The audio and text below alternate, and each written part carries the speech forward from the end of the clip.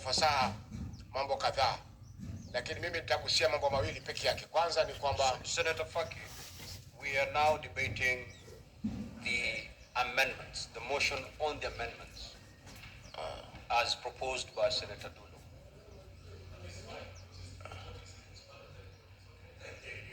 Senator Majority Leader, the motion on the floor is the motion of amendment. That is the motion that we are supposed to debate.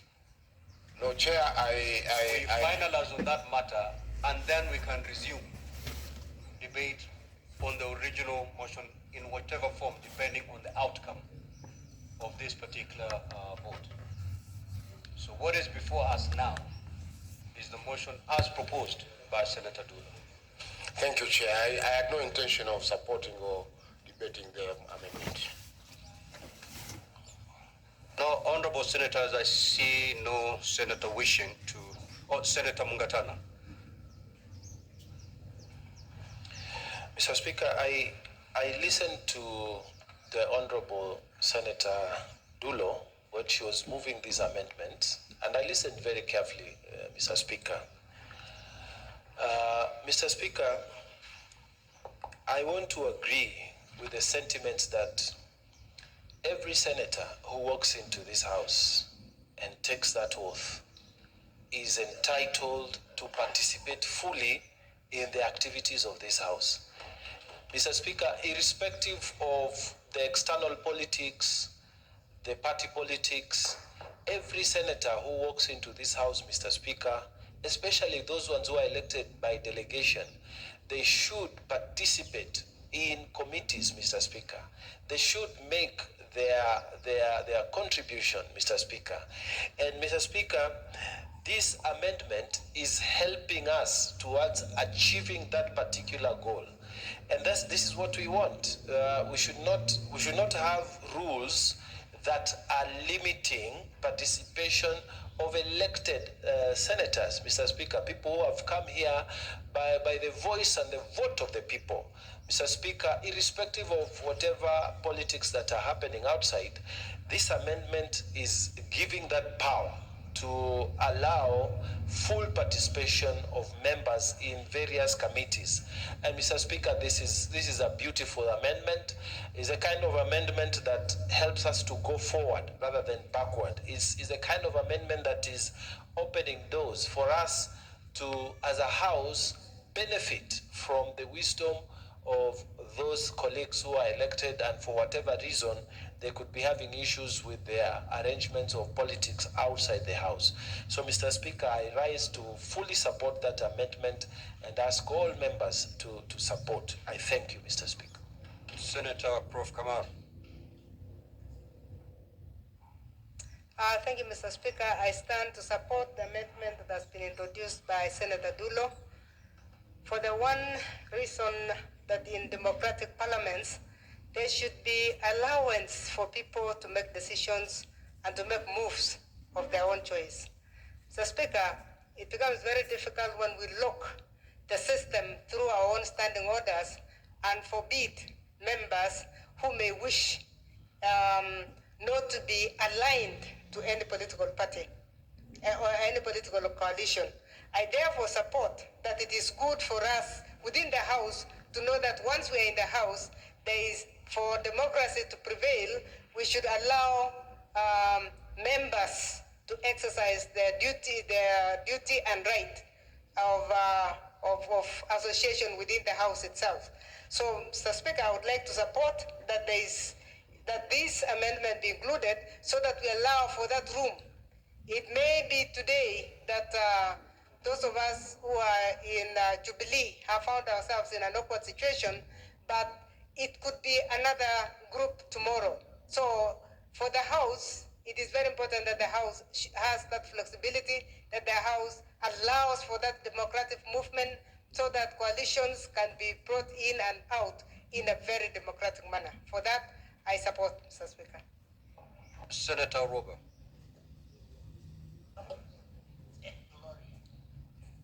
Thank you, Mr. Speaker. I rise to support Senator Dulo's amendment, proposed amendment. Mr. Speaker, it is also in that same spirit to make sure that no senator is brought to chambers, either specially elected or, elected through the ballot and made redundant, that they cannot participate in certain activities because maybe of their political affiliations, especially now that we have all these alliances. But Mr. Speaker, it's in the same spirit that, and I think maybe the train left the station for me. I don't know why I did not bring also an amendment, because it is in that same spirit, Mr. Speaker, that I think also the specially elected senators who have been elected to represent women, working groups, people with disabilities, Mr. Speaker, they should be allowed to participate in all possible activities, Mr. Speaker, including voting, Mr. Speaker. As you know, the specially elected senators, because of our standing orders, as we fall on a delegation, it is only the elected chair of the delegation who gets to vote on certain issues. But Mr. Speaker, I think on matters concerning, let's say, working groups or women or even people with disability, Mr. Speaker, there should be a way that we are progressive enough to say that at that point then all the nominated senators who are nominated under, let's say, the special interest group of gender should be able to cast a vote. All people with disability or even the people, the working groups. Because, Speaker, I think even most senators don't know that there are senators who have been specially elected to represent working groups, Mr. Speaker, and they sit in chambers, but they do not have a vote, Mr. Speaker. As a matter of fact, in this spirit of supporting Senator Dulo's amendment, such that alliances and coalitions are not put out in terms of participation in committees, Mr. Speaker, there needs to be a conversation, either through Kamkunji or otherwise, on the nominated senators like us, what is really our actual duty, because sometimes it appears that we are redundant, and it appears that we have been sworn in to come and just be body count here, Mr. Speaker. So I as I've said, the train has left the station, and I do not know why I did not bring my amendment, but Mr. Speaker, I thought I should voice this out so that as we support Senator Dulo in her Jubilee affairs, she should also remember that when we bring as nominated senators representing women or special interest groups, she should remember as an elected senator that we have supported her in this one, and she should support us when we are fighting for our rights on the Senate oversight, and as well as support us when we are fighting for our rights on voting. Thank you, Mr. Speaker. Senator Chiranke. Mr. Speaker, I rise to support the amendment by Senator Dulo. I think this amendment originates from the spirit, the letter, and the principle of Constitutional 2010. So, Speaker, no Kenyan, be it elected or not elected, should be denied the sacrosanct right to associate with anybody, Mr. Speaker.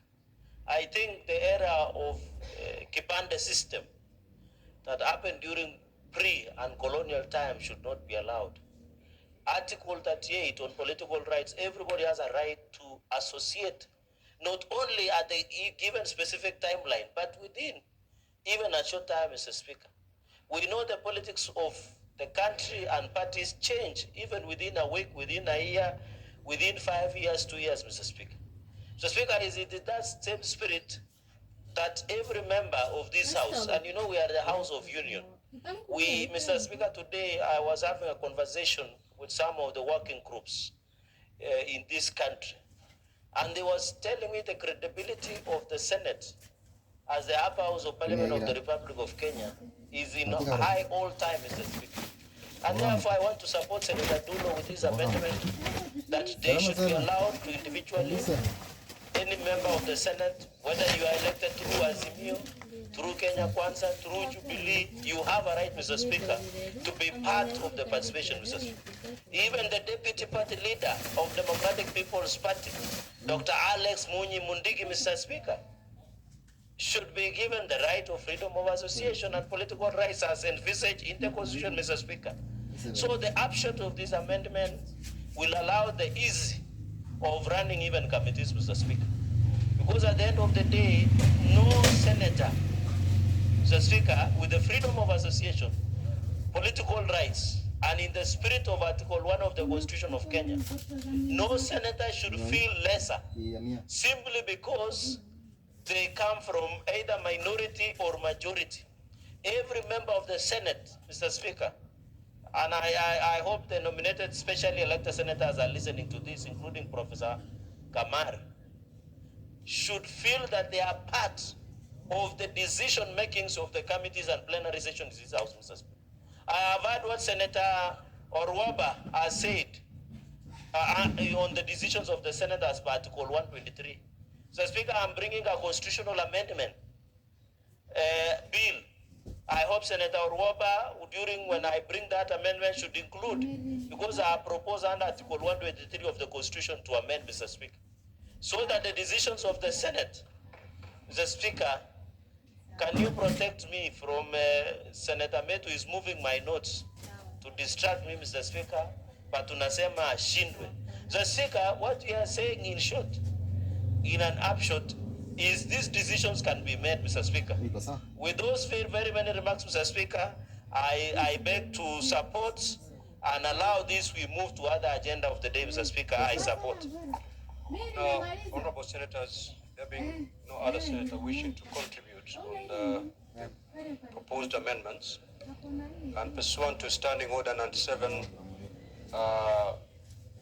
1(2)(c), where the mover has no right to reply, I will proceed to straight away put the question, which is that the motion be amended in paragraph 1 by inserting the following words immediately after the words report, subject to deletion of the words not in a coalition with another party, appearing in the proposed amendments to Standing Order number 2 on page 33 of the report.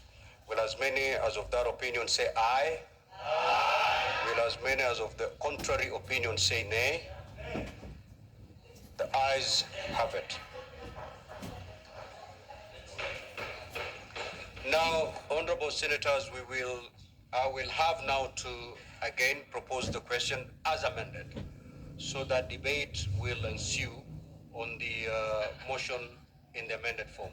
So I will now proceed to put the question as amended. That pursuant to Standing Orders 267, 268, and 270, the Senate approves the second report of the Procedure and Rules Committee on the review of the standing orders of the Senate, laid on the table of the Senate on Wednesday, 22nd May 2024, and that pursuant to the provisions of Article 124(1) of the Constitution and the Standing Orders 270 and 272. 1. Resolve to amend its standing orders as contained in Annex 1 of the report, subject to deletion of the words "not in a coalition with another party," appearing in the proposed amendment to the Standing Order number 2 on page 33 of the report. And second, orders that the amendments to the standing orders as contained in Annex 1 to the report come into effect on the 25th of June 2024.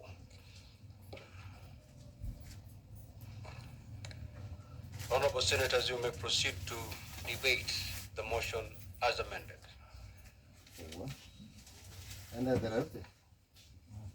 There being no senator wishing to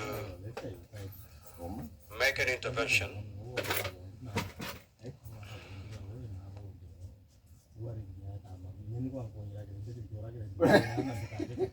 honorable senators, I will now proceed to put the question, which is that pursuant to Standing Orders 267, 268, and 270, and the Senate approved the report, the second report of the Procedure and Rules Committee on the review of the standing orders of the Senate, laid on the table of the Senate on Wednesday, 22nd May 2024, and that pursuant to the provisions of Article 2 of Article 124, 1 of the Constitution and Standing Orders 270 and 272, 1, resolves to amend its standing orders as contained in Annex 1 of the report, subject to deletion of the words "not in a coalition with another party," appearing in the proposed amendment to Standing Order number 2 on page 33 of the report. And second, orders that the amendments to the standing orders as contained in Annex 1 to the report come into effect on the 25th of June 2024. Will as many as of this opinion say aye? Will as many as of the contrary opinion say nay? The ayes have it. Next order.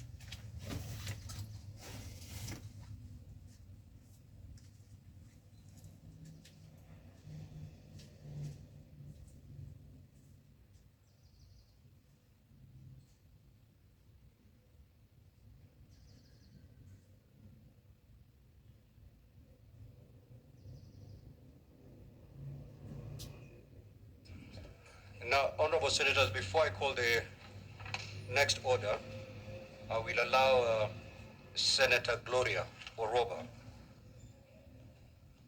to make her statement pursuant to Standing Order 52.1, today being the World Menstrual Hygiene Day. Senator Oroba, you may proceed.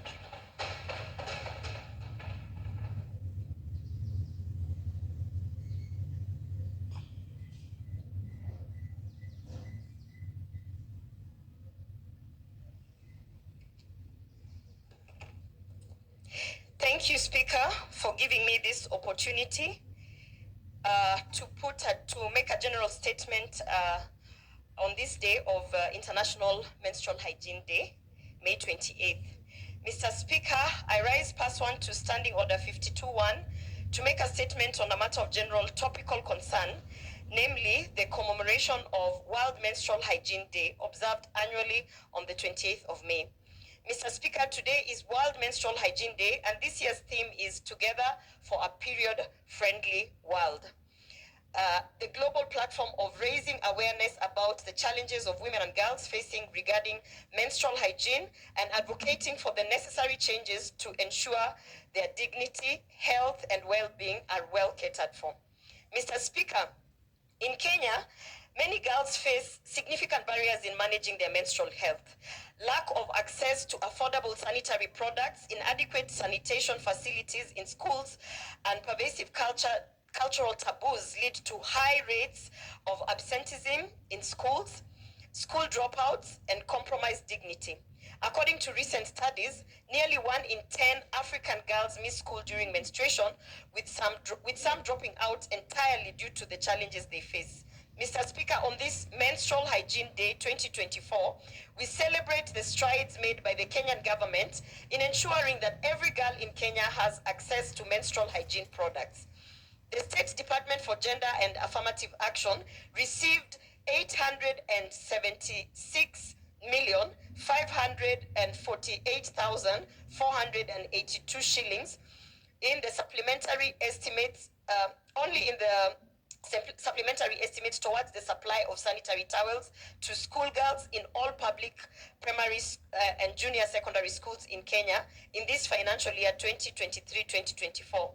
Mr. Speaker, it should be noted that that budget has gone up from 265 million after the Kenya Kwanza government put in the intervention to ensure that we are ending period poverty.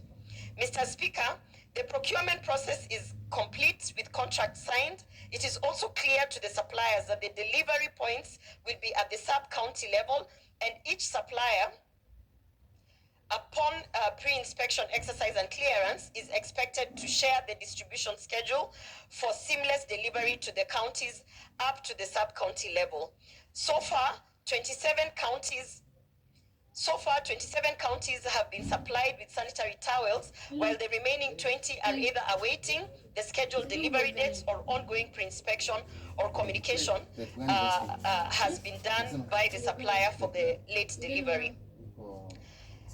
Mr. Speaker, I'd like to emphasize that these sanitary towels are being distributed as we speak by our county women reps, Mr. Speaker, and I want to applaud the efforts of our Cabinet Secretary for Gender, Madam Aisha Juma, who has made sure that she has seen this exercise to fruition, Mr. Speaker.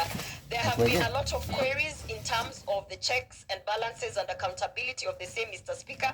And Mr. Speaker, the same is being raised even in the Senate in terms of ensuring that the over 800 million Kenya shillings was spent and the beneficiaries are indeed the vulnerable girls and women in the society, Mr. Speaker.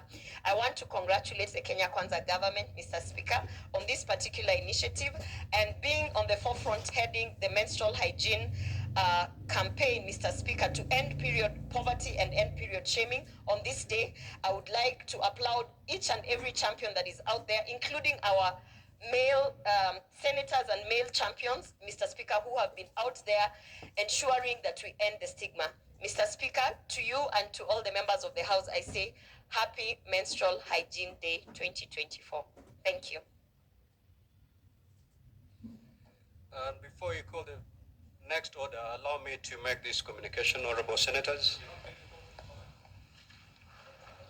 As you may recall, at the sitting of the Senate held on Tuesday, 14th of May 2024, the Senator for Nandi County, Senator Samson Chirankei, made utterances while contributing to a petition to the Senate by Mr. Japheth Makoha, seeking an amendment to Section 32(3) of the County Governments Act.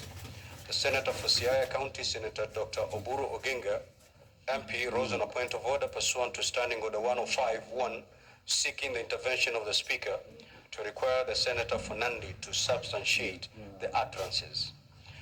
The statement that Senator Dr. Oburu Oginga, MP, requires substantiation from Senator Samson Chirankei, MP, was as follows. For example, we have seen governors frustrate the deputy governors. For example, we have seen that the deputy governor for Siaya County cannot access his office. He does not have a vehicle, fuel, or any resources allocated. In the opinion of Senator Dr. Oburu Oginga, MP, the statement made by Senator Samson Chirankei, MP, was a wild allegation that needed to be substantiated. I then directed Senator Samson Chirankei, MP, to substantiate the above allegations as required pursuant to Standing Order 105(1). In line with Standing Order 105(2), Senator Samson Chirankei, MP, requested to table the documents in support of the statement at the next sitting. At the sitting of the Senate held on Wednesday, 15th of May 2024, I invited Senator Samson Chirankei, MP, to forthwith substantiate the claims as raised in the point of order by Senator Dr. Oburu Oginga, MP.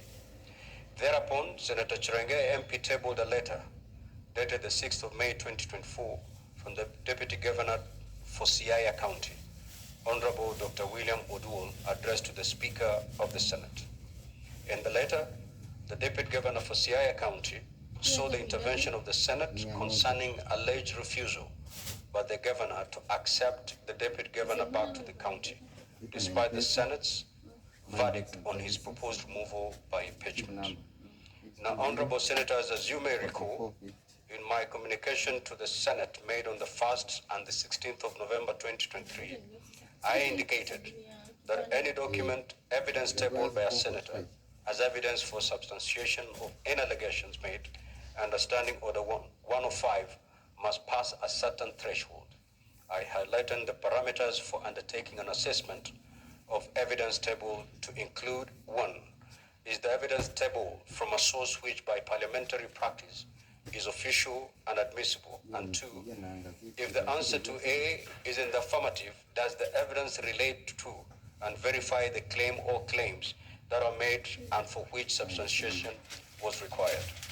The requirement by the Speaker in this matter was to review the document tabled by Senator Cherargei MP, establish the connection with the utterances made by the Senator, and to finally make a determination on whether the evidence was admissible or not. Now, honorable senators, a reading of the contents of the letter by the Deputy Governor at pages 3 and 4 state that he has been excluded from the Siaya County Executive Committee meetings. His utility car and security officers have been withdrawn. Fuel provision for his official car had been stopped, and that attempt to resolve the matter with the relevant authorities within the county government proved futile. That being the case, and having examined the contents of the letter by the Deputy Governor and tabled by Senator Cherargei MP, I make a determination that the contents thereof have met the established threshold.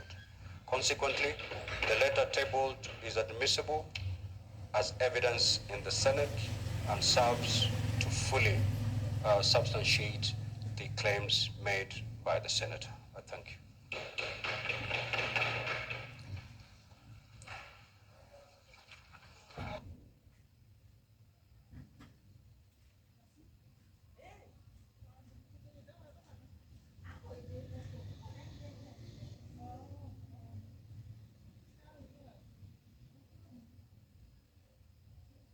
Honorable Senators, pursuant to Standing Order 45-2, I seek to rearrange today's order paper. We will proceed to order number 21 before resuming the normal flow as contained in today's order paper. Order number 21, the Public Finance Management Amendment Bill, Senate Bills number 40 of 2023, second reading.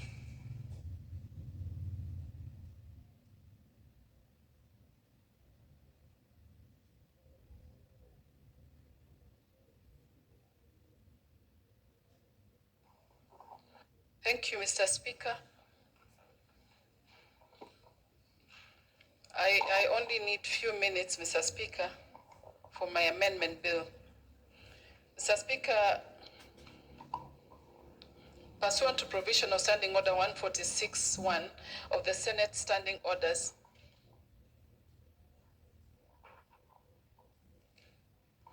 orders that the Public Finance Amendment Bill to be now read. Second time. Mr. Speaker, the Standing Committee on Devolution and Intergovernmental Relations has prepared amendments to the bill which incorporates the views of the public. Mr. Speaker, is it? Proceed, Senator. Proceed to move.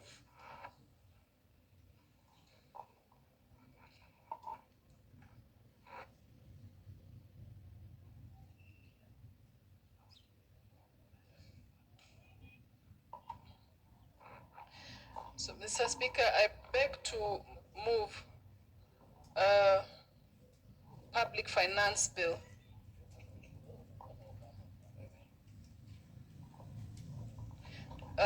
Public Finance Bill on the amendment of Bill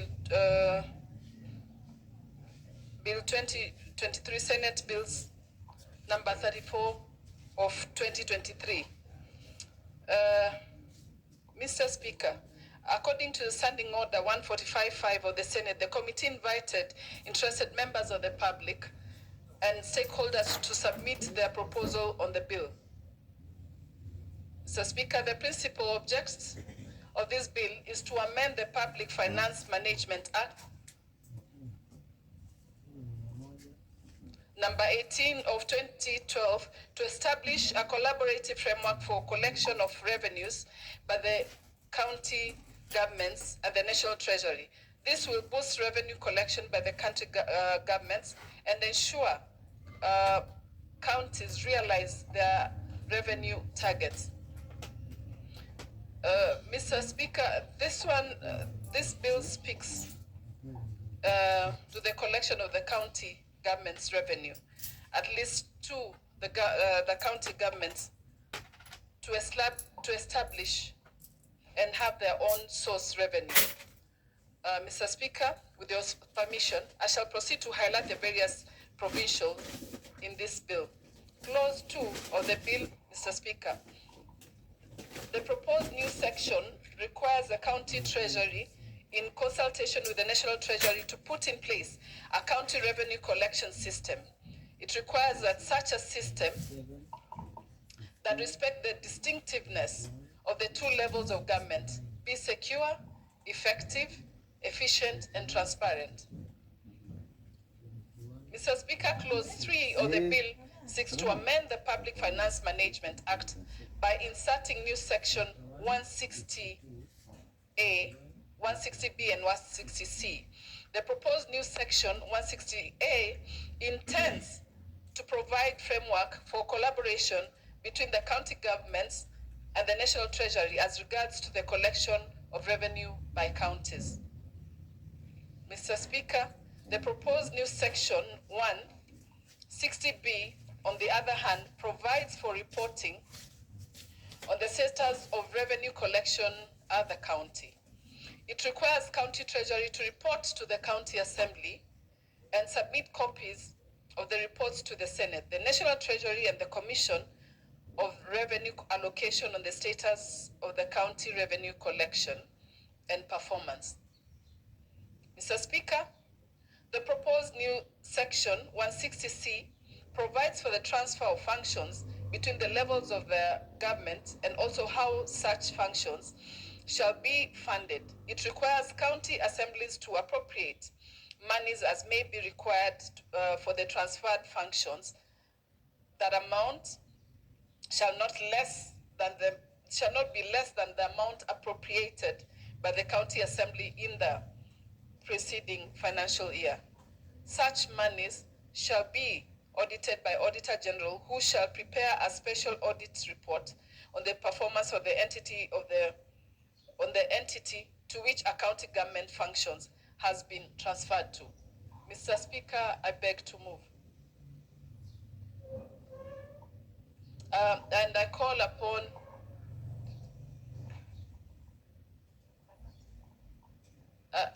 I call upon Senator Faki to support, since he's in the since he's in the Finance Committee. Senator Mohamed Faki.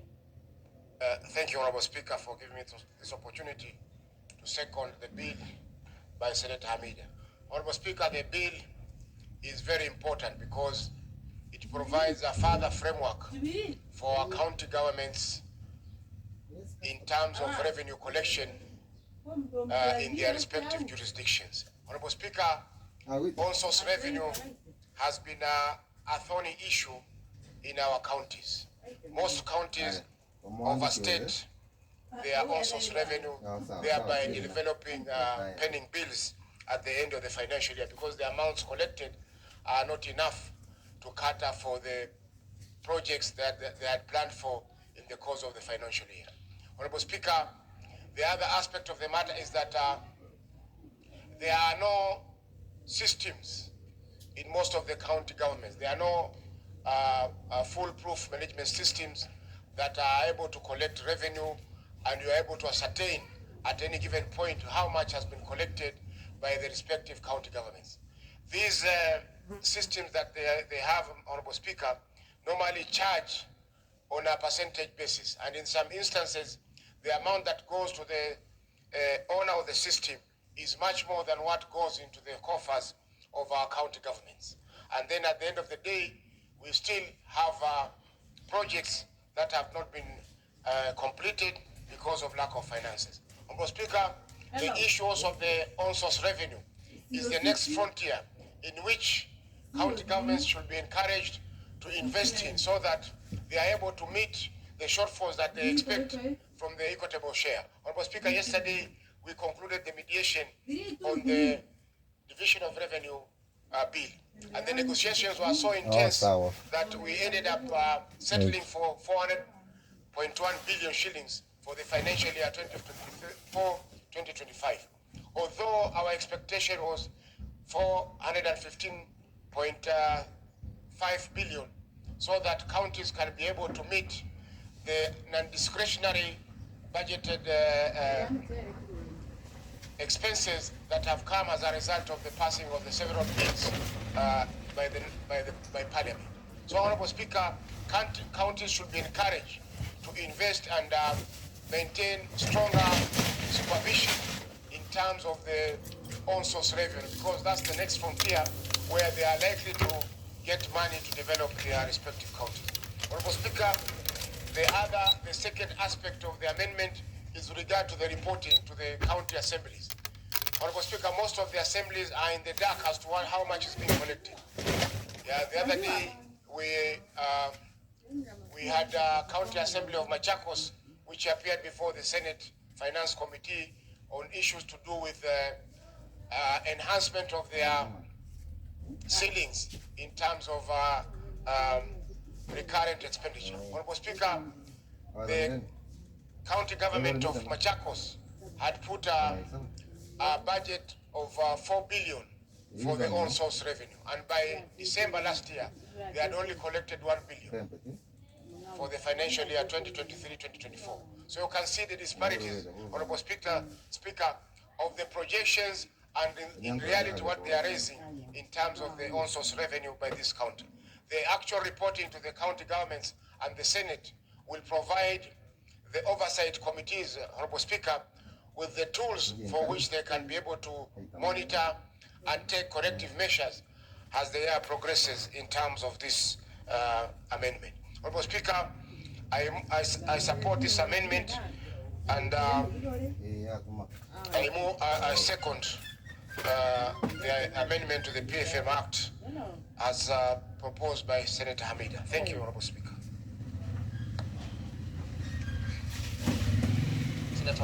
Senators, I now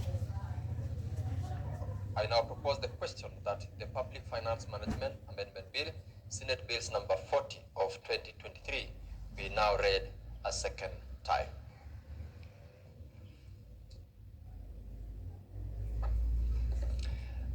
Honorable members, I will now call upon those members who've requested to speak to this bill, and I'll start with Senator Samson Cherargei.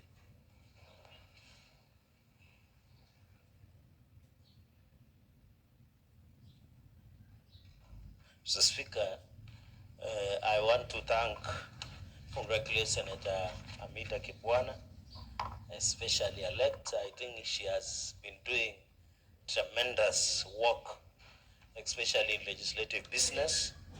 I'm happy, Mr. Speaker, these are issues we have been grappling as the Senate Public Accounts Committee. As the Vice Chairperson of Senate Public Committee, one of the audit queries that we have always considered has been on the issue of on-source revenue and also the running of the county treasury, Mr. Speaker. So, Speaker, the Amendment of Public Finance Management Act is to make sure and put in place necessary mechanisms for accountability purposes and to ensure revenue collection, Mr. Speaker. Mr. Speaker, normally in our brief as members of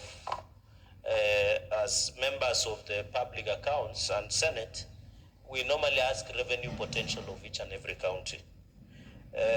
Mr. Speaker, you find there is no county, and I want to dare, because I've sat in the public house, that has ever met revenue system. I remember today there was a county that we were meeting, the neighboring county of Laikipia, and they missed their own revenue target by over 411 million, apart from the revenue they had set, which is not realistic.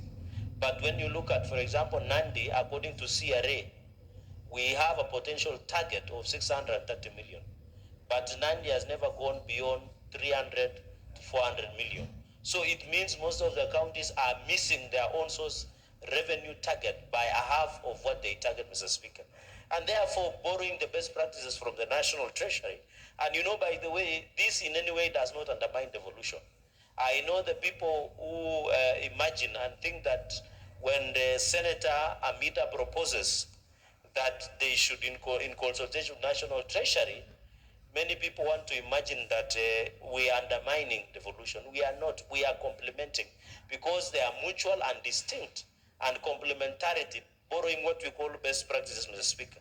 And I know this consultation word was famous during Grand Coalition government, and I think It had an extent of even the constitution being amended then during the grand coalition arrangement between former President Mwai Kibaki and former Prime Minister Raila Odinga.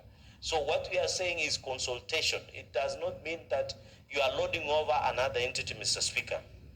And therefore, and then there is a challenge in revenue collection.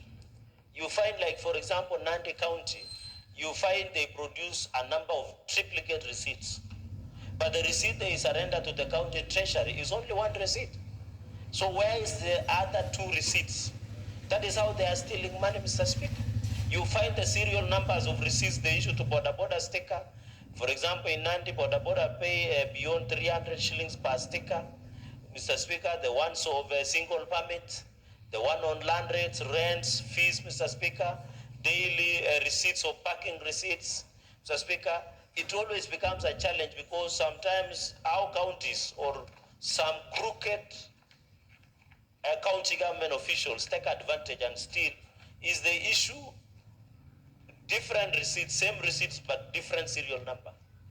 I remember in some occasion, Mr. Speaker, there was a time every evening when Nandi used to bank their money at Kenya Commercial Bank in Kapsabet, they used to lose over 96,000 every evening. So there is a lot of leakages. There is a lot of, and you know, they have set up cess points. Mr. Speaker, I don't understand why would I pay, Mr. Speaker, cess from Nairobi when I'm taking stones here, building stones from Thika. I paid, when I enter to Nairobi, I pay cess. As I enter to Nakuru, I pay cess. As I enter to Wazingishu, I pay cess. As I enter to Nandi, I pay cess. Mr. Speaker, I think we are encouraging double taxation by counties. Why don't I pay cess from the origin of the product or at the end of delivery project? Because you are overcharging.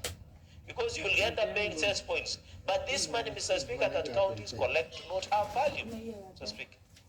We have never seen value. For example, when you go to Kapsabet County market, and I know Senator Otsosi knows this, the county askaris and county revenue officers will enforce with fire and fury. But when you go to Kapsabet town market, you will get there is no toilets, there is no clean water, there is no electricity, no one is collecting that at our Mama Mboga who are at Kapsabet town market. But when it comes to collecting receipts, you will see governors sending their askaris, sending their revenue officers, Mr. Speaker, and that money at the end of the day ends to the county treasury, Mr. Speaker, and that is, there is no value. You go to Kaptumo, you go to Mosoriat, you go to Kabiet, you go to Maraba, you go to Kobuja. Women are selling, even in Mosoriat, where I come from, women are selling along the road in an open market. When it rains, they can't sell. When it is dust, they can't sell. But counties will be quick to go and collect the revenue. You go to Chepteri Center, Mr. Speaker, and other centers across Nandi, county will go for motorbike stickers. For example, in Chemase, they don't have a what we call a shed for the border shed, but the county of Nandi will go ahead and collect stickers or demand that, for example, the motorbike space. In, for example, in Soba, for example, in Kibokat, Mr. Speaker, Center, or somewhere in Mombwa, Mr. Speaker, or Chiptewa. Yet there is no the shed that has been given the standard that demands that, because, Mr. Speaker, the former President Mwai Kibaki used to tell us, kulipa ushuru ni kujitegemea. And that has been the essence that, Mr. Speaker. So, Speaker, I don't know whether the mover noted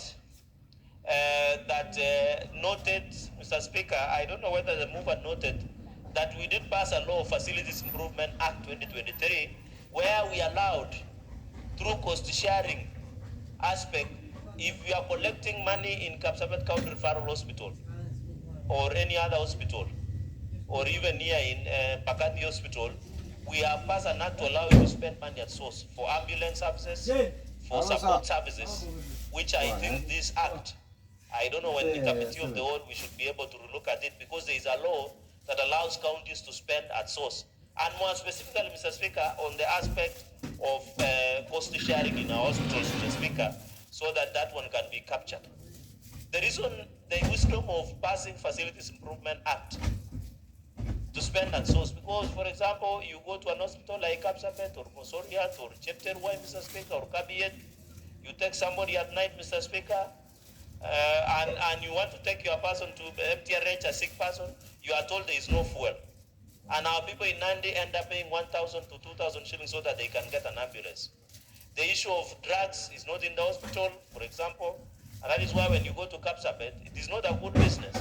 But you find there are so many chemists.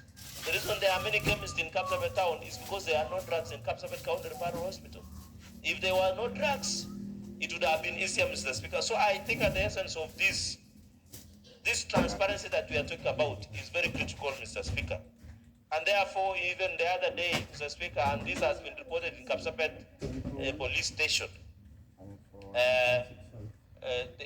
there was a lady who within the hospital of Kapsabet County Referral Hospital, there was an attempt rape within the hospital of Kapsabet Referral Hospital, Mr. Speaker. And I know Senator Amida, being a member of health committee, is aware that there is OB, where even patients are not safe. And you saw what happened in Garissa because she sits in the health committee, Mr. Speaker. So you can see hospitals must be the place where our patients feel safe. Because if women can be sexually molested, allegations that were in Garissa County Referral Hospital, that we are seeing in many hospitals, including Kapsabet County Referral Hospital. And the sad reality, Mr. Speaker, is you find the management committee of County Referral Hospital go and sit and tell the complainant that drop the charges so that you don't taint the image of the hospital. I think that's an abuse to the dignity of women, Mr. Speaker, across the country. And therefore, when we talk about this Facilities Improvement Act, it is important that Senator Amita note this so that as you proceed with your amendment, Mr. Speaker. Finally, on the issue, because so that I finish with the other limb, is, Mr. Speaker, the county revenue system. So, Speaker, we used to have people like Jambo Pay, Safaricom. You know, we were asked, Mr. Speaker, you remember during, and I know you have been practicing in this town, when NMS, no, Mr. Speaker, Senate Speaker has been a senior practitioner in this Nairobi city. Why is the retired child referring that you have been practicing in Eldoret? I think he needs some information. The Speaker, what I wanted to say, in the last session, during NMS, you are aware that the revenue collection was by partnership with KRA. The organizations are Jambo Pay. There was Safaricom. No one is telling us. Counties are hiring revenue systems. And I know the chairperson of Special Public Investment Committee will tell us later in his contribution. No one knows how much is being paid through agency fee. If Safaricom is collecting, if Jambo Pay is collecting, Mr. Speaker, if KRA is collecting, we need transparency and we need value for money, Mr. Speaker. Because we were seeing even in a county, I don't know which county was it Kuala or Kilifi, where the agency fee was more than half of what they are collecting. And I don't think it is fair, Mr. Speaker, in terms of the county treasury, even as we do the system, it must be simple, transparent, and verifiable. And Mr. Speaker, the best practice we can borrow is from KRA. I know to some of us, KRA is not a good name to listen to, but it is the one that collects our revenue on behalf of all of us. And therefore, we should start, and I want to say, even as we outsource the system, we must request counties to do automatic revenue system. Even in your county, Bomet County, for example, Mr. Speaker, must be told if they are using automated revenue system and how much agency fee are you paying, Mr. Speaker. And that is why most counties are going for I think they are using a principle that you shoot at the sun and land on the moon. For example, Nandi, according to CRA, I'm trying to recall the Bomet revenue potential. For example, Nandi, CRA revenue potential that we should collect by year is 630 million. But normally we are not going beyond 300 million. It means there is a lot of leakages, there is a lot of corruption, there is a lot of ineffectiveness, Mr. Speaker, sometimes you are told the systems are down when you want to pay for any of these all sorts of revenue, Mr. Speaker. And therefore, this finally, in number 3 point, Mr. Speaker, is the county secretary shall submit copies of the quarterly statement and report to the Senate and the National Treasury. I think this will allow transparency and accountability so that we know when Jambo Pay, for example, is collecting for Meru County, how much are they collecting and how much agency fees are they taking? If, for example, Safaricom is collecting on behalf of Makueni County, how much are they charging, how much are they raising, and how much is the agency fee, and what is the contractual obligation? That is what we really want to see. Number 2, Mr. Speaker, when you submit these reports to county assemblies, because county assemblies are the primary oversight. They are supposed to do the primary oversight. They are supposed to be part of the oversight to ensure the collection of revenue system is up to par, Mr. Speaker. And therefore, I agree with this statement that we must submit to the Senate and National Assembly, not National Treasury, and to the Senate and the National Treasury, Mr. Speaker, and also to County Assembly. I know some people, when they listen to National Treasury, will say that we are undermining devolution. We are just borrowing best practices. But I don't see the need on another flip side, Senator Amida, as you consult. I know the minority leader was airborne the other week, maybe he's telling you the fairy stories of the sojourn and the journey across the world. But Mr. Speaker, I'll be requesting that, why should you submit to National Treasury? We just submit to County Assembly and the Senate. Because if we submit, those are enough so that we don't see that national government is overreaching the functions of devolution, Mr. Speaker. And finally, the county assemblies, we must build the capacity of county assembly.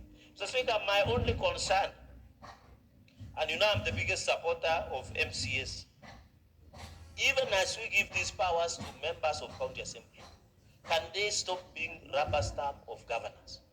Because sometimes we give them powers, you go to a function, an MCA stands and becomes a public relations officer of a governor. I saw that one in Vihiga County. Our MCA who is supposed to be doing oversight is the one explaining governance project more than the governor, Mr. Speaker. And it is, I always get surprised. I was in that county and I was like, what is happening? MCAs are supposed to do the oversight. We are pushing for Ward Development Fund, Mr. Speaker, for MCAs. With this House and the President and all of us have agreed. They should get Ward Development Fund. Mr. Speaker, we are amending the PMF Act to give them financial autonomy so that they don't wait for CCM Finance to give them resources. We are supporting financial autonomy of MCAs. Number 3, we are pushing SRC, Mr. Speaker, to review the remuneration and salaries of MCAs so that they are not reduced to overclarified beggars, because we know MCAs are the last line of defense. And I've told Secretary General Karanja of Association AMCA, Association of MCAs in this country, and I am telling AMCA to bring a legislative proposal so that we amend the law and give AMCA a legal impetus, Mr. Speaker. Just like SOCAD, just like CUG, just like a CAF, County Assemblies Forum of the Speakers, Mr. Speaker. So even as we push the interest of MCAs, to whoever much is given, much is needed.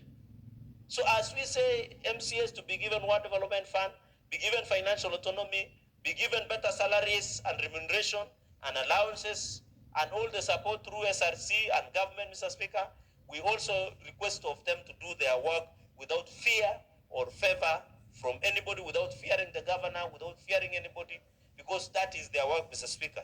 So, Speaker, in fact, when I went to Vihiga, I realized the MCAs, let me not go through that story, Mr. Speaker, because I was horrified. I could not sleep, because I thought the roles have changed there. In fact, it's the governor who is explaining the role of MCAs, and the MCAs is explaining the role of governors more than. Mr. Speaker, finally on transferred function, I think we have agreed on this. Functions, cost must follow functions. For example, health. Under the 4th schedule, the issue of standards, Mr. Speaker, belongs to the national government. But did you see the other day when there was crisis of labor within the health sector? The COG went into hiding. They disappeared. Yet when we are discussing about resources, they say, health is devolved. But when there are labor crises in health sector, there is no national government can you handle. So they must have, Mr. Speaker, they must tell us the truth. If health is devolved, why are people missing drugs in hospital? Why are there labor crises? Mr. Speaker, interns issue was resolved. Laboratory technicians are still on strike, negotiation. They are yet to be given recognition. Clinicals were on strike, Mr. Speaker. But when you get Council of Governors, they say health is devolution. But when you tell them, can you address crisis in health? They say national government is the one to address, Mr. Speaker. So, Mr. Speaker, on this transfer function, we request, and the President has shown goodwill, and I know the PS in charge of devolution has signed those transfer functions. But what we are saying, and I've had Fununu, Mr. Speaker, and I'm happy Senator Eddie is here. When we selected the committee to go and negotiate in mediation, the House was that 415 billion was our last baseline. I'm surprised to see in social media and sections of media that they have agreed to 41 billion, Mr. Speaker. They have betrayed our trust as a House. And we are waiting for that report when it comes there. Because we had agreed that 415 billion should go to counties. Our mediation team and went and renegotiated downwards. Then we should have agreed with the National Assembly. There was no need. I know they can argue that they added 8 billion, but 8 billion is a small drop in an ocean of problems that we are facing in counties. How can we talk about costing of transfer of functions when they don't have resources? When I question my governor about performance, I am aware they have given enough resources, Mr. Speaker. So the mediation committee from Senate must give us a proper explanation as the House why they came down from 415 to 41 billion. And I remember Senator Muma was excited about the names that you were proposing. Mr. Speaker, I don't want to go beyond there, Mr. Speaker. I want to thank you. I saw you over the weekend supporting one of young writers. Mr. Speaker, can you have me 30 seconds? Senator, your time is up. I just wanted to say I support it. Close in 30 seconds. Mr. Speaker, I want to say I support Mr. Speaker and say that this amendment is one of the best. Let us improve on it, and I wish Senator Amida Kibwana all the best. Senator Okech Eddie.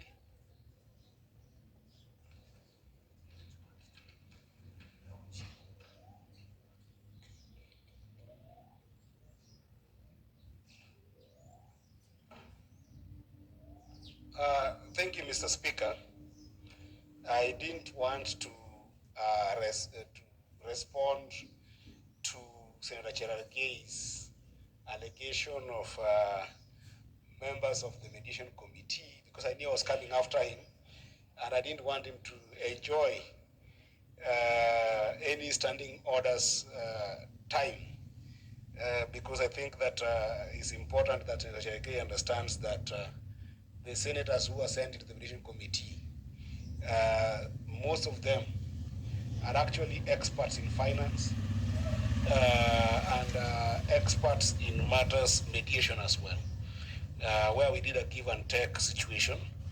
And Senator Cherargei must also take time to also read some of the conversations that go in between these two houses. For instance, Mr. Speaker, Senator Cherargei must understand that when the mediation committee did go to talk about the money that wanted to be added to counties, number one, both the COG and the National Assembly was stuck in a figure of 391. That meant that in this financial year, the counties could only have been added about 6 billion, Mr. Speaker. And that was a hard figure that we could not be able, that people were not able to move. But the team from the Senate, where a member like me, Senator Eddie Okech, sits, were able to go and argue for 400 billion, which actually increased 9 billion above what the National Assembly had put. And Senator Cherargei must also know that of the 30 billion that we were proposing as a Senate, which we passed in this House as a Senate, four of those items were non-discretionary items, meaning they were items that are fixed, that you cannot be able to move in any way. But the bigger chunk of the 30 billion that we're proposing, I want to draw your attention to the provisions of Standing Order number 99 on anticipating debate. The direction you are headed to is with regards to what that mediation committee is yet to table tomorrow. Please stick your arguments and your contribution to supporting the Public Finance Management Amendment Bill, Senate Bills number 40 of 2023, within the relevance of it. Chair, I wish you could have said that to the senator, because if you allow Senator Cherargei to throw aspersions on a wonderful mediation committee and use that entire time, Chair, I'm just responding, and then he gets away with it, and then when I'm trying to frame Senator Eddie, my conversation within the same context. Senator Eddie, okay. Kindly confine your comments. Chair, I get that, but I think it's unfair. It's really unfair confine your comments to allow an honorable member to throw aspersions to a serious committee that did a good work to give counties money and get away with it. And when I'm trying to counter that, I'm confined to that. I think that is stifling debate. No, I don't have a problem with the ruling, Chair, but I think that extremely. Proceed. And Chair, do you want me to debate, or do you want me to go and sit down? Because you're not going to teach me how to debate, Chair. That is not being fair. Eddie. Because Senator Eddie, kindly resume. Take your seat. You can't allow. You're out of order. Senator Eddie, you're out of order.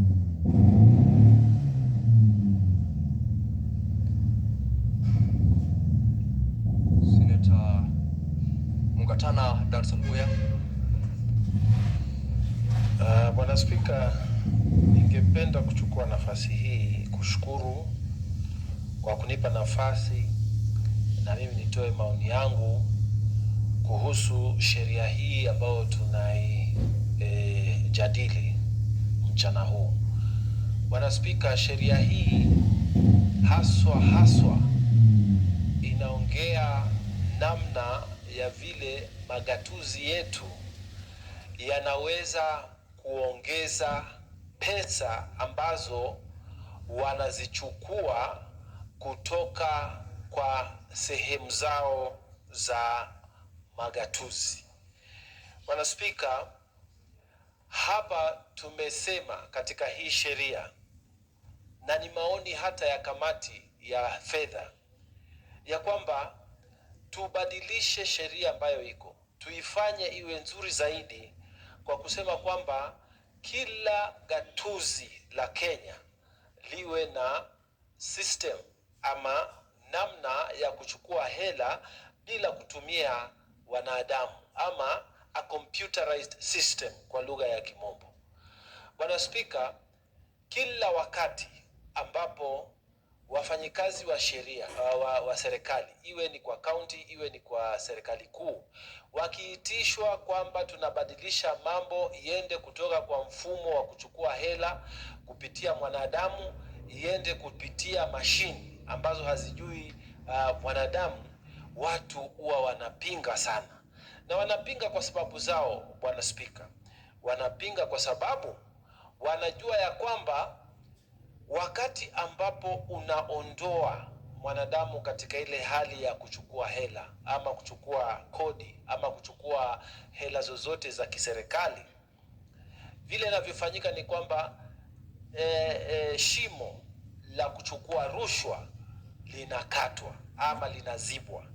So watu wengi ambao wamo serikalini ama wako kwa nafasi za serikali kubwa ama ndogo, ambao wako katika sehemu ya kuchukua hela, ikifika mahali ya kwamba tunataka kubadilisha namna ya kuchukua hizi pesa kutoka kwa wananchi, namna ya kuchukua hii pesa iwe badala ya kutumia mwanadamu kuandika risiti, tunataka hii iende kupitia kompyuta, watu huwa hawapendi. Lakini Bwana Spika, sasa tunataka kuipitisha hii sheria. Hapa kwa Senate tumeona shida kubwa sana. Bwana Spika, ukiangalia kama gatuzi letu la Tana River. Mpaka leo Bwana Spika, hawajaweka an automated system ya kuchukua pesa za kodi ya wananchi ambao inaenda kufanya kazi ya serikali ya gatuzi. Bwana Spika, hawa ambao wanafanya katika gatuzi letu Bwana Spika, wanakataa kabisa, na sababu moja ambao wanatumia, wanasema ati an automated system inakuwa bei ghali sana. Lakini Bwana Spika, ukiangalia pesa ambazo zinafujwa, pesa ambazo zinaibwa kupitia hii namna ya kuchukua pesa bila kutumia mashine, Bwana Spika, ni pesa nyingi sana katika kaunti ya Tana River. Kaunti ya Tana River Bwana Spika, leo hii ukitaka kulipa ada yoyote ya serikali ya kaunti, unaambiwa either utoe pesa cash, uandikiwe receipt, ama unaambiwa peleka hii pesa kwa akaunti ya benki, ama unapewa pay bill Bwana Spika. Sasa shida ni kwamba pay bill ambao unapewa hii kufanya hapa kwa mfano Tana North sub county, ukifika ni pengine unalipa kwa ajili ya kulipia soko. Pay bill ambao utapewa ikiwa ni Tana River sub county inakuwa ni tofauti. Pay bill ambao unapewa kwa Tana Delta sub county inakuwa ni tofauti. Pesa zote hizo zikiwekwa kwa hizo pay bill Bwana Spika, tena zinachukuliwa na mwanadamu ambao inatakikana iwe ni director wa county revenue. Na Bwana Spika, angalia hivi inavyofanyika kule Tana River. Several ama namba kadha wa kadha zinatumika kwa pay bill. Alafu hizo namba zinaenda kuchukuliwa. Sasa ikifika mahali sasa hizo namba zikiwa zimefika kiwango fulani, zinakuwa controlled na mtu anaitwa director wa revenue katika kaunti yetu. Ati sasa yeye mwanadamu ndio anachukua hiyo pesa, anaipeleka kwa account, ile account ambayo tunaita county revenue fund. Sasa hapa katikati ya kulipwa kwa zile pesa kwa pay, alafu mwanadamu kuzitoa zile pesa aziweke kwa account, Bwana Spika, kuna shimo kubwa hapa ambalo pesa za wananchi wa Tana River zinafujwa. Na Bwana Spika, hakuna namna ambayo zile hela ambazo zimelipwa na zile risiti zilizoandikwa ati zinaangaliwa, kukaguliwa kwamba hii ilikuwa ni sawasawa na zile pesa ambazo zimewekwa kwa akaunti. Hili shimo Bwana Spika limefanya watu ambao wanafanya idara ya revenue collection katika kaunti ya Tana River kuwa matajiri Bwana Spika, na haieleweki. Mtu ni tajiri, hana kampuni, hana shamba, hana factory, lakini amejenga manyumba, na wanahepa kujenga manyumba kule Tana River. Wanakuja Malindi, wanajenga Malindi, wanakuja Mombasa, wanajenga Mombasa, wanajificha Nairobi, wanajenga Nairobi. Bwana Spika, hii sheria ambayo tunataka kuipitisha katika bunge hili la Senate leo, tunataka kuficha wizi ambao unafanyika katika kaunti zetu, na si Tana River peke yake. Bwana Spika, watu wengi sana wanajua ya kwamba watu wanaandikishwa risiti, lakini hizo risiti, pesa unayolipa haifiki kwa county revenue fund. Watu kama kwetu wanapewa pay bill, na hiyo pay bill hailinganishwi. Hujui pale kije kitoka itaingia kwa account vile ulivyolipa ama la. Wewe umelipa na story yako inaisha hapo. Bwana Spika, wizi wa mabavu unafanyika katika kaunti ya Tana River, na ni watu ambao wanatumia hizi systems, wanazitumia na wanaiba usiku na mchana. Bwana Spika, katika kaunti ya Tana River, governor alieta kitu inaitwa Inuka Fund, na hiyo Inuka Fund ilikuwa ni pesa ambayo wananchi wanaenda kuomba ili wajiinue kibiashara. Halafu shida ikatokea kwamba kuregesha zile pesa, wananchi ambao wameomba zile pesa za deni, wengi wao hawaregeshi. Halafu kuna mtu ambaye ameanza sasa kusema tuwapatie pay bill numbers, iwe sawasawa na ile wanafanya huko kwa County Revenue Fund. Wanataka tena kuintroduce system ile ya kwamba atiwe lipa kwa hii pay bill alafu utakuwa ushalipa, lakini hiyo pay bill haiendi kwa account ya County Revenue Fund, haiendi kwa account ya Inuka Fund. Na bwana Speaker, vile wanataka kufanya tena kwa hii account ya Inuka Fund ni wizi tu wa kimabavu. Na bwana Speaker, sio system ambayo inatumika kwa kaunti ya Tana River peke yake. Kaunti ya Tana River, bwana Speaker, nimekwisha kuelezea, wananchi wanatoa pesa, wananchi wanapeleka pesa yao kwa hizi pay bill numbers, na wananchi wanaibiwa hizi pesa kwa sababu hizi pesa hazifiki kwa bank account, hazifiki kwa main county revenue fund. Na bwana Speaker, mpaka leo ukiangalia zile pesa ambazo Tana River County inaandikishwa kuwa ati wamecollect ama wameweza kuchukua kutoka kwa wananchi, ile ambayo tunaita hapa kwa Senate On Source Revenue Fund, wananchi wa Tana River, pesa yenu sio ile ambao wanatoka. Kawaida tunawekwa ni kama namba ya chini ama wapili wa mwisho, lakini wananchi wanatoa pesa. Watu wakifanya biashara ya ng'ombe wanatoa pesa, watu wakiuza madukani wanatoa pesa, watu wanakata maleseni ya mwaka wakifanya biashara zao Tana River, lakini hizi fedha hazifiki kwa ile County Revenue Fund kwa sababu hapa katikati kuna mashimo na kuna wizi ambao unafanyika. Na bwana Speaker, kila saa watu wanasema ati tukitafuta machine ama automated system ati hiyo ni ghali, lakini ukiangalia zile pesa ambazo zimeibiwa tangu kaunti ya Tana River ianze mpaka leo, hata afadhali tutumie mamilioni lakini tununue system, lakini hawataki kufanya hii.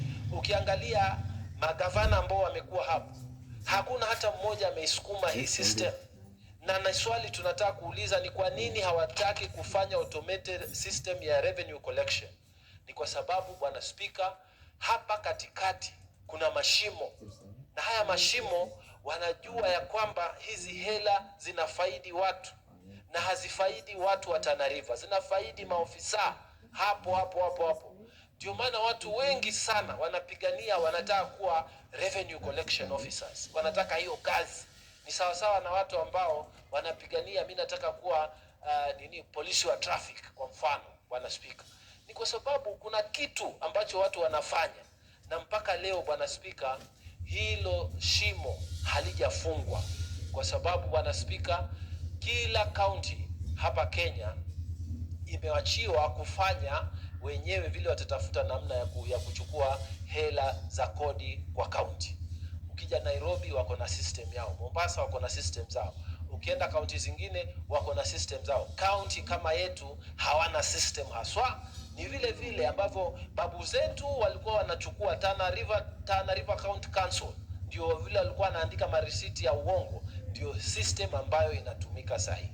Kwa hivyo bwana Speaker, kuleta hii sheria ambayo imeletwa leo tuijadili, inaleta usawazishaji ya kwamba kaunti zote za Kenya sasa zitakuwa zinatakikana, sheria hii ikipita, kaunti zote hata hiyo Tana River wanatakikana sasa, tukipitisha hii sheria ya kwamba watatumia automated system za revenue collection, ili kila pesa ambayo tunaichukua kwa ajili ya kufanya kazi ya wananchi, hiyo pesa inaenda kwa ile County Revenue Fund ambayo kwa sasa bwana Speaker haiko. Kwa hivyo mimi nasimama hapa kusema kwa niaba ya wananchi na watu wa Tana River ya kwamba tunataka sana hii sheria tuipitishe, kwa sababu hii sheria ndio italeta uwazi, tutawajua wale waizi ni akina nani.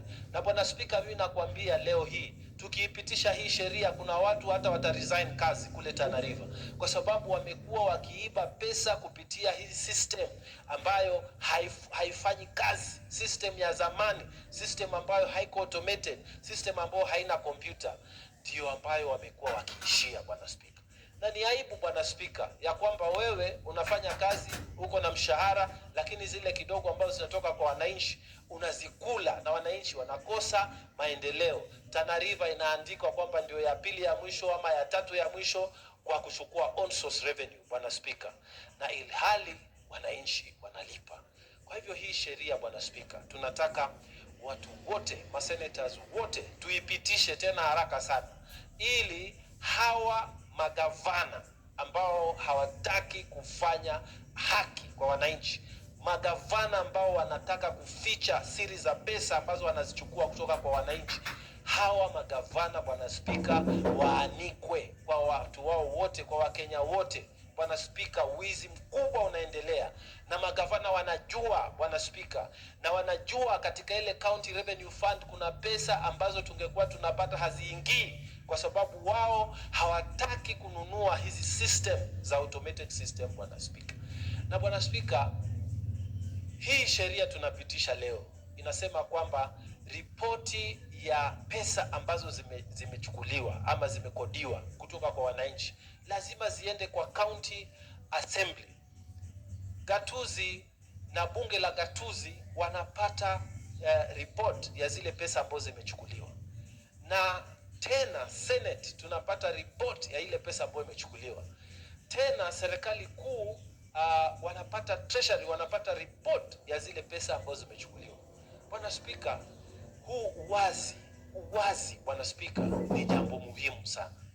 Tukiwa na uwazi ndio wizi unapungua. Bwana Spika, maovu yote yanafanyika kukiingia giza. Giza ikiingia, Bwana Spika, mambo machafu yanafanyika, Bwana Spika. Lakini ukiweka taa katika giza, watu wanaogopa kufanya ule udhalimu, ule uchafu ambao wao wanafanya, hasa kwa upande wa fedha. Bwana Spika, ikiwa hawa magavana, ikiwa mawaziri wa kaunti watakuwa wanashurutishwa kupitia kwa hii sheria, kwanza waweke automated system, pili waweze kuambiwa kila baada ya mwezi wanaweka ripoti kwamba ni pesa ngapi wamechukua, wizi utapungua. Maanake itabidi sasa, kama unataka kuiba, lazima uhusishe wote waliochaguliwa katika hiyo bunge ya county assembly. Na mimi najua kuna watu ambao wameingia katika county assembly na wako na roho ya kusaidia wananchi, hawakuja pale kuiba na kujitajirisha wenyewe. Bwana Spika, mimi nasema hii ni sheria nzuri na tunataka tuipitishe, haswa kwa kaunti zetu ambazo zinaongozwa na watu ambao hawana moyo wa kusaidia wananchi, hawana roho ya kusaidia wananchi. Bwana Spika, mimi nakwambia sahihi, unasikia mtu anapeleka ng'ombe zake, anapeleka kwa market, pesa zinachukuliwa, lakini market kama ile market ya Bangale, Bwana Spika, ambayo ndio market kubwa ambayo inatoa pesa nyingi katika Tana River, hakuna hata choo ambacho kimejengwa hapo, Bwana Spika. Na watu wanachukua pesa kila siku ya soko ya Garseni, hakuna hata facilities ambazo zinasaidia mwananchi wa kawaida kufanya kazi zake, na hizi pesa wananchi wanatoa. Mwisho wa mwaka unaandikwa pale Tana River ndio watatu ya mwisho, ya pili ya mwisho kwa kuchukua pesa ya on source revenue. Ni kwa sababu hakuna sheria ambayo inafaa. Hii ndio sheria ya kwanza ambayo tunajaribu kusawazisha kaunti zote, ili Bwana Spika, wizi huu ambao unaendelea, utajiri huu wa udhalimu, Bwana Spika, ndio maana wengine wanakuwa wagonjwa. Unaona mtu ni tajiri lakini mara amesafiri, ameenda wapi, ni tajiri lakini na ametoka hata hizo nafasi walizokuwa nazo, lakini hakuna raha katika nyumba yake, kwa sababu pesa ambazo amesomeshia watoto wake ni pesa za wizi. watoto nao wanatoka wanakuwa waizi, wengine wanapigwa bunduki, watoto wanatoka wanakuwa drug addict, kwa sababu walisomeshwa na pesa za wizi. Hakuna baraka kwa hizo nyumba, Bwana Spika. Wao wenyewe wanakaa wanakufa na magonjwa ambayo ni mabaya, kwa sababu walikula pesa za wizi za Tana River, Bwana Spika, na walikula pesa za wizi, wasomesha watoto wao na pesa za wizi, Bwana Spika, pesa za udhalimu. Bwana Spika, mimi nasema hii sheria itasaidia sana kaunti zetu na italeta uwazi katika matumizi ya pesa. Ikiwa kila mwezi kuna ripoti ambayo inawekwa kwa county assembly, watajua kama kuna pesa zinaibiwa. Ikiwa kila mwezi kuna ripoti inakuja hapa Senate, tutajua kwamba kuna pesa zinaibiwa ama zinatumika namna gani. Bwana Spika, mimi nimefurahi sana. Kama kuna sheria moja ambayo tumeipitisha kwa bunge la Senate ambayo litasaidia wananchi na watajua ukweli wa mambo ambayo yanaendelea kule nyumbani, Bwana Spika, hii ni kati ya zile sheria ambazo tunapitisha kwa sasa. Na Bwana Spika, tunataka kusema na kuchukua nafasi hii katika hii Senate kuambia wale jamaa ambao wanafikiria kwa sababu wako kwa kaunti ambazo ziko mbali kwamba watafanya vile watakavyofanya, kwamba watahongana kwa vitengo vya kiserikali ati wasishikwe, kwamba watafanya mbinu washike wale majamaa wawapatie macontract. Nataka kuambia ya kwamba hii Senate tunawaangalia na macho mawili, na katika kizungu tunasema hakuna limitation, yani there is no limitation for criminal liability. Yani ikiwa wewe umeiba, umefanya makosa, hata ukitoka hizo nafasi zako ambazo umeshikilia sahihi, hata kama ni miaka 10, tukichukua ule ushahidi na tukikuweka pale, wewe utakuwa ni mzee na unataka kwenda retire, na tutakushika na tutakufunga wakati huo. Tunataka kuambia wafanyikazi wa serikali, sisi hatutaki tena miaka ile ya kusema pande ile tutafanya vile tutakavyofanya, alafu sisi tutaishi kama wakubwa kwa sababu ya pesa. Wewe kama unataka kufanya kazi ya kutafuta pesa, kwa nini usiende kufungua factory? Kwa nini usiende kufanya biashara? Kwa nini unaingia kwa serikali? Mimi nakumbuka wakati wa Barack Obama, mawaziri wengine walisema sisi hatutaki kuandikwa in your second term kwa sababu tunataka kwenda kufanya biashara tupate pesa. Kama unafanya kwa serikali, kaa kama mtu wa serikali. Senator, alikuwa your time is up. apitia akitoka kazi. Senator Osotsi Godfrey Atieno. Thank you, Mr. Speaker, for this very important opportunity to also make my contribution on this bill, the Public Finance Management Amendment Bill 2023, sponsored by Senator Hamida Kibwana. And Mr. Speaker, I want to start by congratulating Senator Hamida for the excellent work she has done to bring this very, very important bill to this House. And Mr. Speaker, you know, Senator Hamida has demonstrated that she is a very committed and dedicated member of this Senate. Looking at the quality of the bills that she has brought in this House. Mr. Speaker, I remember Senator Hamida also sponsored a bill which was the Digital Health Bill, which came to the first reading. And at the point of the second reading, the government also brought their own bill, which was similar to her bill word by word. And this raises the issue, Mr. Speaker. And Mr. Speaker, I would want you to listen to this. What is going to be done on the matter of plagiarism of bills, especially by the executive? When a private member sponsors a bill, and then it comes in here, it is processed in the usual manner, it goes to first reading, the second reading, the government side brings a similar bill, word by word. What is Senate supposed to do on this matter? Mr. Speaker, I think at some point, this is a discussion we will need to have, because us on this side of the minority, we felt really bad that a member can spend his time, can research, do a bill, and then the members of the executive come and plagiarize that bill and present to the same house. And we are not able to protect the member who has invested his time and resources in processing a bill. Instead, we go to the executive side. It really, really demoralizes that member, Mr. Speaker. To go to the substance of this bill, Mr. Speaker, this bill is long overdue, because we have been trying to deal with the issue of management of on-source revenue in our counties. We have been trying to deal with the issue of automation of revenue systems in our county. And Mr. Speaker, one time in this house, I questioned why our county governments are not able to perform better in revenue collection, on-source revenue collection. Whereas in the old system, the defunct local authorities, they used to do better revenue-wise. They were able to collect enough money. And you know, that time, those local authorities were led by councillors, people who had low education, people who were just there in the villages. They did not have human resource like what we have in counties now.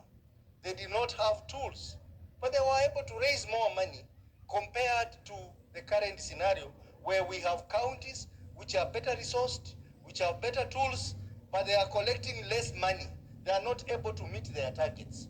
Where is the problem?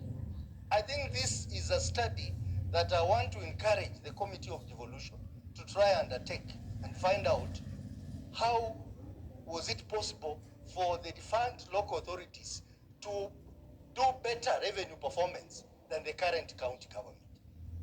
Mr. Speaker, there is also the issue of counties not being able to meet their revenue targets. They do budgets. Most of them exaggerate their own source revenue targets, but they are not able to meet them. This is a serious problem. And this bill, Mr. Speaker, helps to a large extent to deal with this challenge of how to manage on-source revenue. So this bill is very timely, and I know discussions have been going on among stakeholders on how to deal with this problem. We have had the national policy to support enhancement of county on-source revenue that proposed that we have an integrated county revenue management system so that we can promote the revenue collection, transparency, accountability, and seal revenue leakages. But this discussion, Mr. Speaker, is a good discussion, but it has taken too long. So this bill is ahead of them by proposing that we have a legislation that will anchor their proposals into law. Mr. Speaker, we have also had a multi-agency task force on this issue of integrated county revenue management system so that we can have standardized revenue collection systems in our counties. Because what is happening, Mr. Speaker, is that we have diverse systems for revenue collection in different counties. And these systems, Mr. Speaker, talking as an IT expert, these systems are not type approved. We need to have a type approval process so that we have an entity that analyzes these systems and says that this system is suitable for revenue collection. Most of those systems don't meet the standards. The issue of agency fee that has been raised by Senator Cherege, it is true. Some of them have very exorbitant agency fees. And the question is, that money, where does it go to? If you ask someone to pay money, and then you say 20% of that money is an agency fee, whom does it go to? These are questions. And that is another avenue of stealing from our counties. We know some of these systems are timed not to operate at particular times. So that at particular times when they think the revenue is very high, the system goes down, they go back to manual. That is when the stealing is taking place. Mr. Speaker, I want to support this process of having an integrated county revenue management system so that we can have a uniformity, so that even this house can audit that system. But if we have diverse systems, in fact, in some counties, we have multiple revenue collection systems, not just one. It is multiple. So, Mr. Speaker, this bill by Senator Hamida helps us to standardize the systems that we have in our counties to ensure that there is transparency, efficiency, and verifiability of these systems, so that we ensure that we have we are able to deal with security issues like fraud related issues. But Mr. Speaker, even as we do this, I want to encourage that counties must run these systems distinctively from the national government. So the proposal on requiring that the counties shall, in consultation with the National Treasurer and KRA, decide. I think we need to relax that. I maybe say maybe, because we also don't want, as a people who are supposed to help in implementation of Article 96, to be seen to be making our counties subsidiary to the national government. So I think that part, Senator Hamida, I would propose that we have an improvement on that. Secondly, county treasury is just an entity in counties. And this decision to come up with this system is a bigger decision that requires the input of the county executive. So we should not make it as a preserve of the county treasury. We need to say that county executive will be taking the lead in this, because county treasurer is a junior member of the county. He reports to the chief officer finance and also CEC finance. Those are people who are supposed to make substantive decisions regarding financial matters in the county. So we can't keep them off this. We need to amend that so that we give this power to the county executive.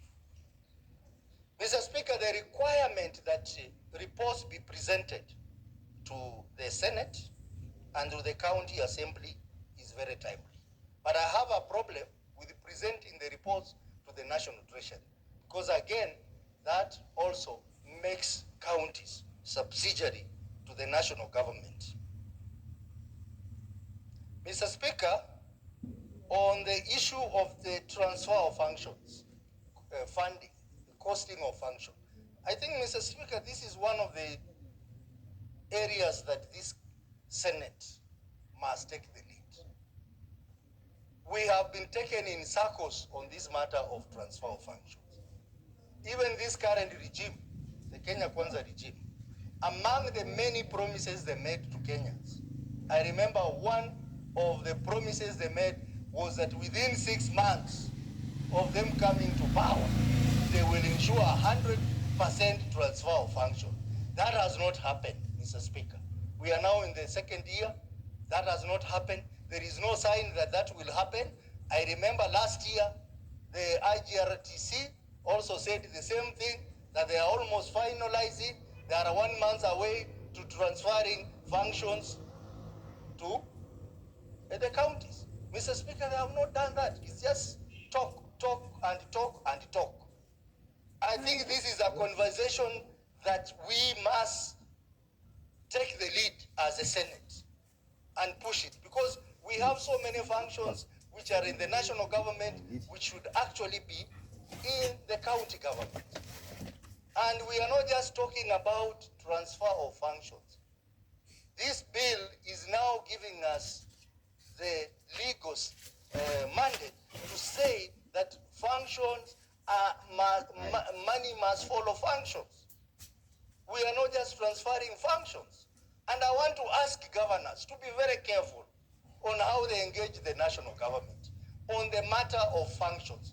Because nowadays, the national government has now devised another way of controlling devolved function. They have now come up with what we call counterpart funding, where they say we are going to give you 50% and give us 50%. A good example, Mr. Speaker, is the funding for CHPs. They say we are going to give you 50%, give us 50%. CHPs in most counties have not been paid their stipend. In my own county, for the last 3 months, they have not been paid because of the delay in releasing the 50% counterpart funding by the national government. Mr. Speaker, we have also seen this issue of industrial park, where they said counterpart funding of 50%.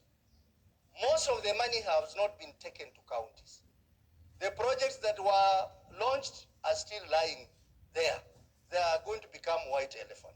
So we want to ask our governors to try and avoid getting into agreements with the national government on the pretext of counterpart funding.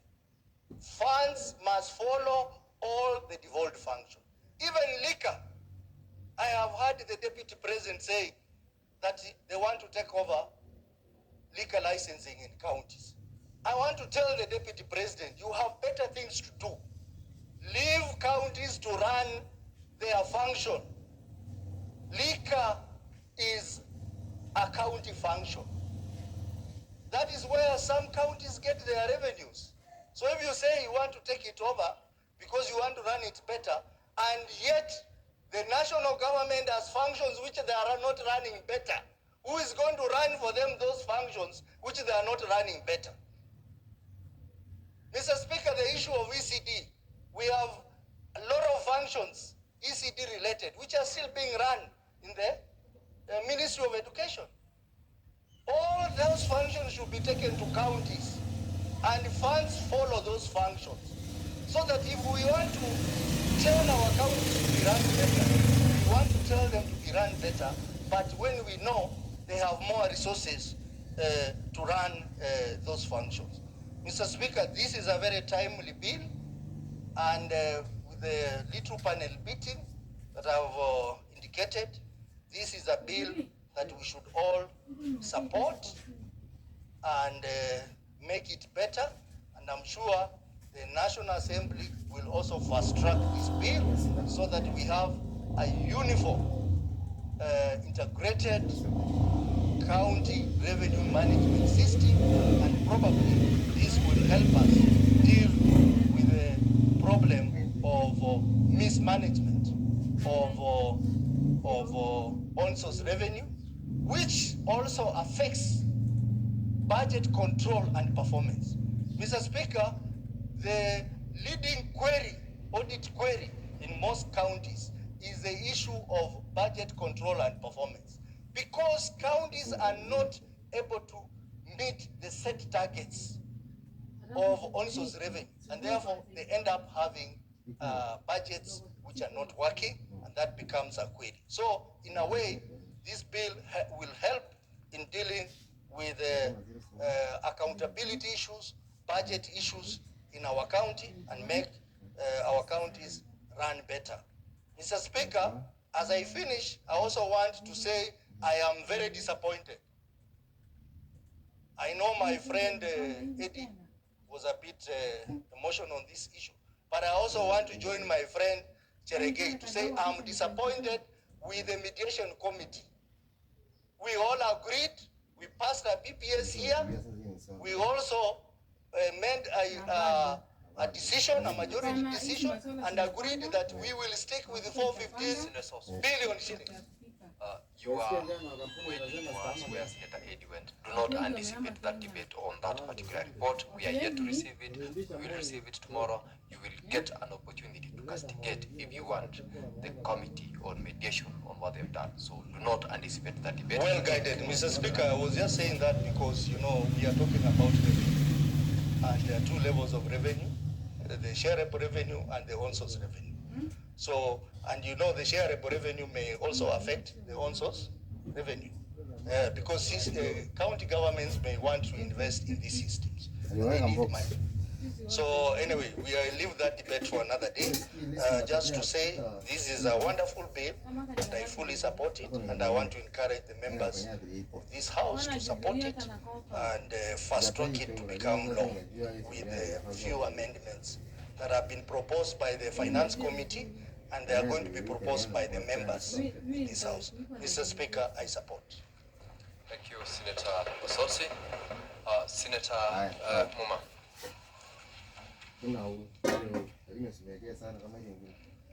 Thank you, Mr. Speaker, for the opportunity to speak to this bill. I rise to support the bill. Mr. Speaker, I have said here before that as we go into the 13th year after devolution, I think the Senate should work harder to strengthen the intergovernmental relations between the two levels of government in order for devolution to perform well. And most of the laws that we should bring should be laws that will strengthen that intergovernmental consultation and cooperation to ensure that the two levels of government recognize that they don't have separate citizens that they are serving, that they serve the same citizens, and therefore the 13 years of negative competition that has been there between the two levels needs now to tone down, and we need to get to a level where they assist us to move devolution as is envisaged in the Constitution of Kenya.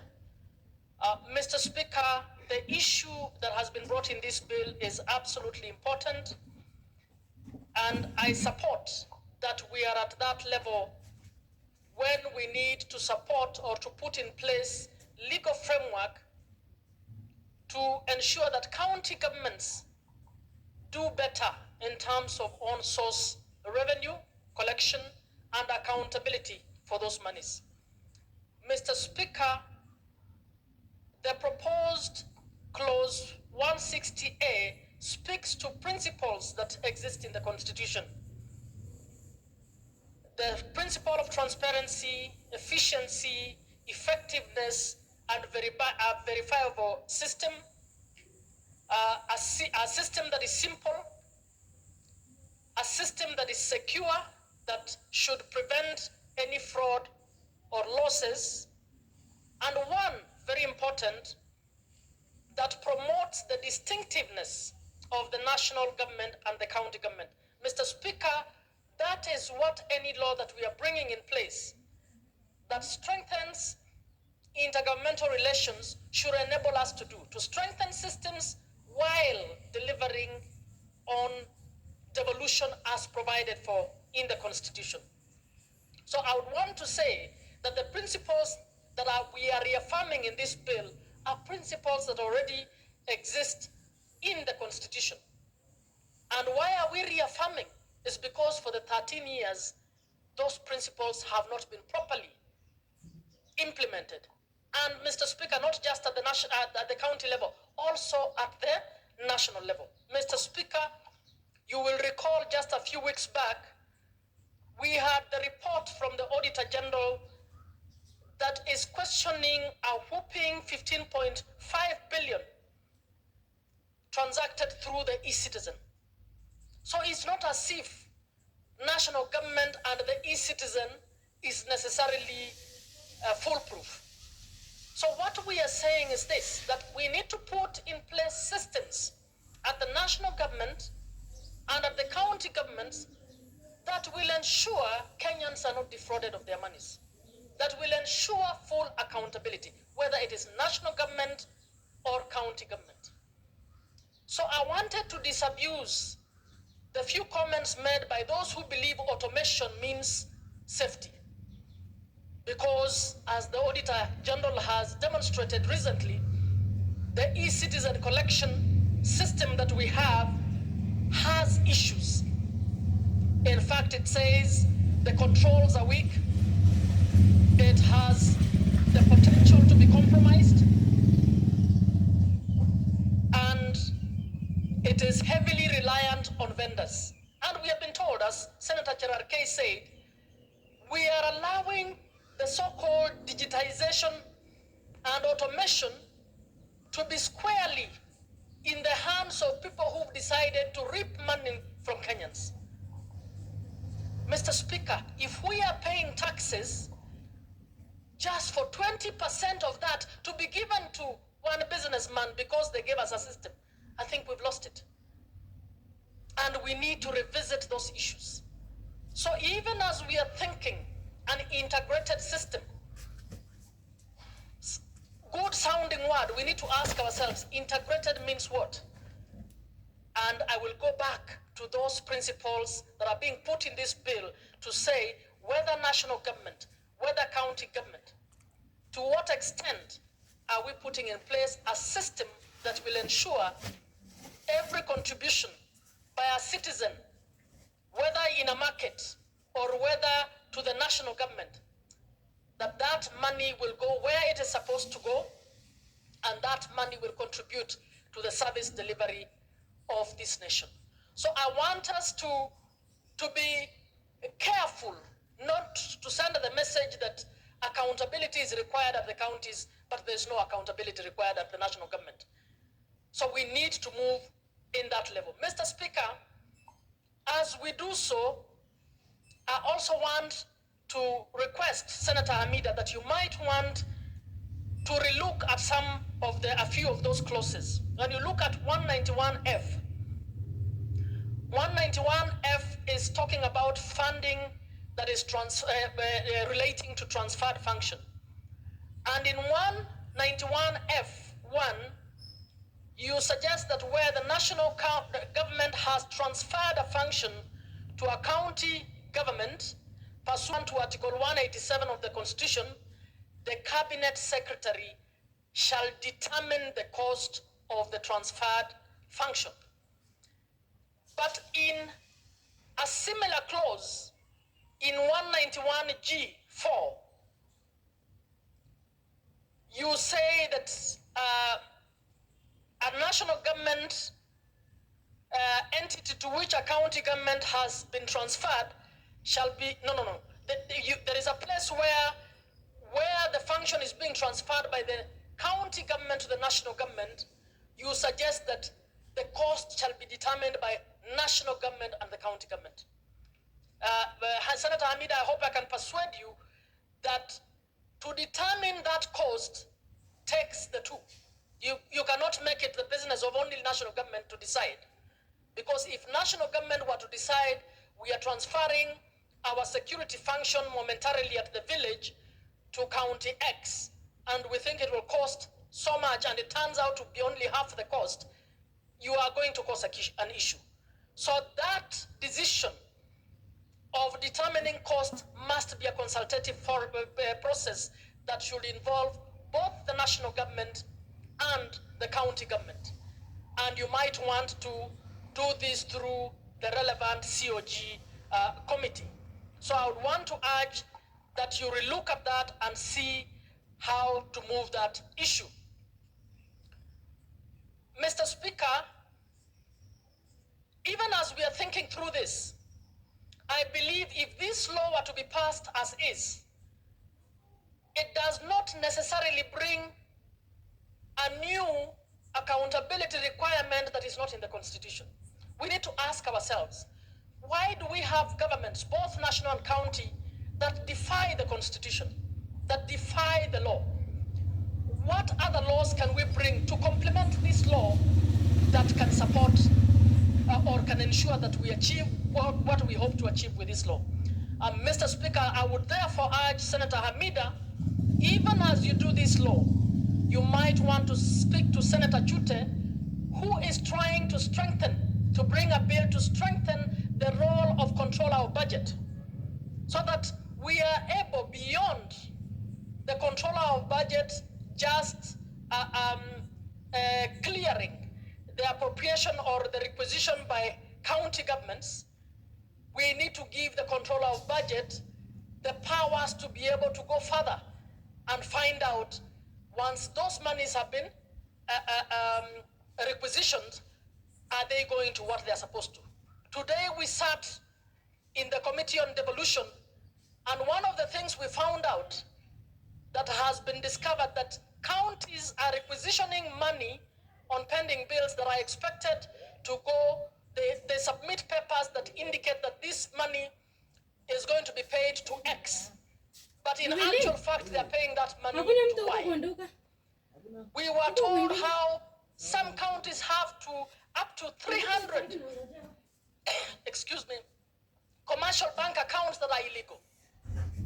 So if we just put in general and use the generality of the principles of transparency, the principles of accountability, but do not visit the bits that actually facilitate fraud, we will not get far. So I would urge that Senator Hamida also finds a way in which we can complement the law that we are running, so that the laws of other oversight bodies like control our budget are also strengthened, to ensure that if we have a controller of budget with integrity like the one we have currently, we will be able to call out the counties that are actually pilfering money through other means. Mr. Speaker, I also think the National Government Treasury should also start being held accountable and responsible on the expenditure by national government. Mr. Speaker, we rarely get to know a report of how much national government in development is supposed to deploy to the different counties. And I have brought a question, I don't know whether the CS will come